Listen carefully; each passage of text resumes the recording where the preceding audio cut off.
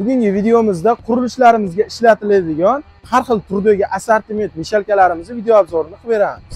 Zavodskiy betona mishalkalarimizda 2 xil, 3 xil assortiment turlari bor. Bularimizni ko'rsatib o'tadigan bo'lsam, birinchidagi aravachali, bemalol o'zidan orqadan motorlari qo'yilgan 220 ga ishlaydi.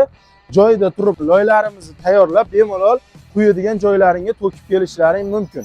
Yetalash qulay va ancha zo'r. Endi bunimizda samodelka sifat qilib ishlab chiqarilgani bor, lekin bunimiz zavodskiy.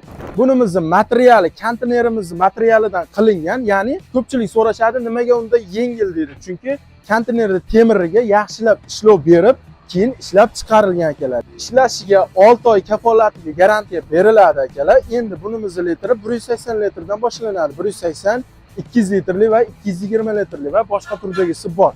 200 litrlining motori jinni kattaroq bo'ladi, oboroti jinni tezroq bo'ladi. Ya'ni oddiy qilib tushuntirganda bunga 7 kurak, 8 kurak loy tayyorlaydigan bo'lsalaring, bunga 8 ta, 9 ta solinaveradi. Litri shuning uchun kattaroq, motori jinni baquvvat bo'ladi. 220 si ham xuddi shunday bo'ladi. Endi mishalkalarimiz yangicha turdagilari kelgan. Eng kichkinasi 200 litrdan boshlanadi.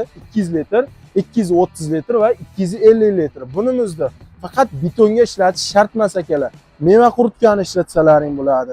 Dehqon akalarimizga, chorvalarga yem aralashtirgani ishlatsalaring bo'ladi.